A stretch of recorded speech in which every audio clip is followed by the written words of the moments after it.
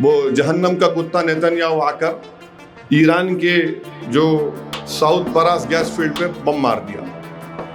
इन्हों क्या कर ईरान, अच्छा मेरा नुकसान होता मैं तेरा कर दूं, खतर पे मार दिया। हमारा क्या हाल हो गया, ना खुदा ही मिला ना विसाले सनम हुआ। अब स्ट्रेट ऑफ होर्मुज पे ईरान बोल दिया कि जो हमारे साथ है उनको उनकी कश्ती, नहीं तो दूसरे जाओ। आप दूसरे ममालिक से क्यों नहीं करें भाई आप?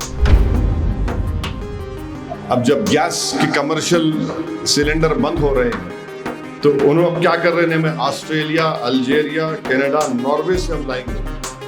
मुसीबत आए तो आप जाएंगे। 11 साल से क्यों नहीं डाइवर्सिफाई किया आप? खतर पे जो हमला हुआ, खतर के रास लफान पर, उसके हमले में 17% उनका LNG एक्सपोर्ट खत्म हो गया। 14 प्रोडक्शन यूनिट थे, 2 बर्बाद हो गए। और अब रिपेयर भी कराएंगे तो उसको नहीं मालूम, हो सकता 6 महीने से 1 साल लगेंगे। ये जो गैस की किल्लत है ये बढ़ने वाली है। आज आप देखते हैं कि कमर्शियल लोगों के लिए गैस का सिलेंडर मिलना एक ऐसा दिख रहा है कि कमर्शियल लोगों को सिलेंडर मिलना तो एक ख़जाना मिलने के बराबर है। और अफसोस की बात यह है कि हमारे मुल्क के वज़ीर आज़म, मेरे को लगता है कि 2029 तक दुनिया के पूरे मुल्कों का दौरा कर चुके होंगे, कोई नहीं बचा अब तक। जहाँ देखो आप चले गए। अब ये 11 साल में आप देखिए कि एक चीज़ होती है स्ट्रेटेजिक पेट्रोलियम रिज़र्व, माने अगर कभी किल्लत हुई तो वो स्ट्रेटेजिक पेट्रोलियम रिज़र्व को इस्तेमाल किया जाता है। और हमारा जो क्रूड ऑयल का जो स्ट्रेटेजिक पेट्रोलियम रिज़र्व है, एक विशाखापट्टनम, बेंगलुरु और पडूर में है, वहाँ पे सिर्फ 9 से 10 दिन का स्ट्रेटेजिक पेट्रोलियम रिज़र्व है। और LPG और LNG के लिए कोई नहीं है मैकेनिज़्म, कोई मैकेनिज़्म नहीं है। यानी LPG और LNG का कोई वहाँ पर मैकेनिज़्म नहीं है। IEA बोलता है कि कम से कम 90 दिन का स्ट्रेटेजिक पेट्रोलियम रिज़र्व होना चाहिए। अगर आप OMC कंपनीज को मिला लिए तो कुछ 70 या 75 दिन होते हैं। तो 11 साल से इन्होंने क्या कर रहे नहीं मालूम।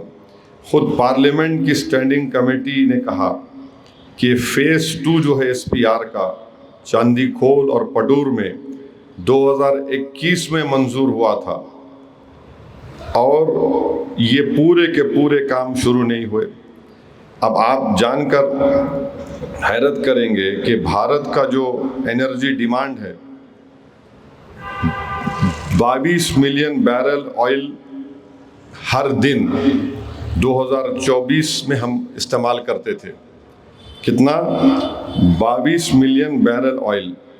अब वो बढ़ के वो 2050 में बढ़कर 43.6 मिलियन हो जाएगा।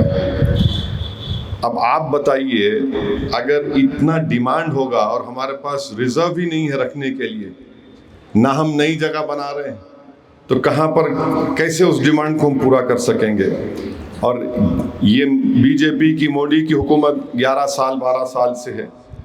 आप कहाँ से गैस खरीद रहे? सऊदी अरब, क़तर, UAE, कुवैत, ये सबसे ज़्यादा LPG इंपोर्ट यहाँ से होता। और कहाँ से आता?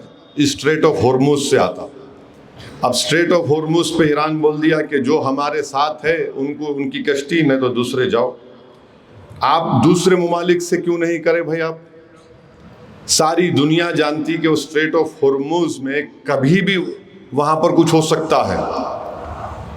और आप तो विश्व गुरु बनना चाह रहे। आप बोल रहे मैं वही देख लिया, मैं वो देख लिया। 2024 के पार्लियामेंट के इलेक्शन में नरेंद्र मोदी ने कहा कि मैं तो अजीब, मैंने उन्हें वही बोल दिया कि मैं ऐसा पैदा हुआ था, वैसा नहीं पैदा। अरे भाई आप कुछ भी होंगे।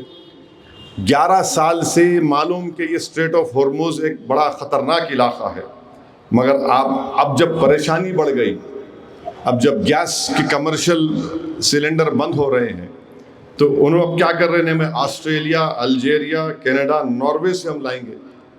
मुसीबत आए तो आप जाएंगे, 11 साल से क्यों नहीं डाइवर्सिफाई किया? और क्या गारंटी है कि ऑस्ट्रेलिया, अल्जीरिया, कनाडा, नॉर्वे हमको देंगे? अब हम क्राइसिस में हैं, फिर ये बोलते हैं कि उज्ज्वला गैस का स्कीम है, 10 करोड़ लोगों को हम देते, उसमें कई लोग रिफिल भी नहीं करा रहे, उसकी कीमतें बढ़ चुकी हैं। तो ये सब चीज़ें हैं। ऊपर से इजराइल जो है ईरान के साउथ परास गैस फील्ड पे 18 मार्च को बम डाला और ईरान पलटा के ख़तर के रास लफान पे मार दिया। ये समझाने के लिए कह रहा हूँ कि पड़ोसियों की दो बोली है, एक बोली है, एक घर क्या करता, इस बोली से पानी लेता, उसी बोली से बोलता मेरा है, दूसरा घर क्या बोलता है, मेरी बोली में से पानी लेता हूँ, मगर कनेक्टेड है बोली, समझिए। मिसाल के तौर पे इन्हों क्या करे, वो जहन्नम का कुत्ता नेतन्याहू आकर ईरान के जो साउथ परास गैस फील्ड पे बम मार दिया।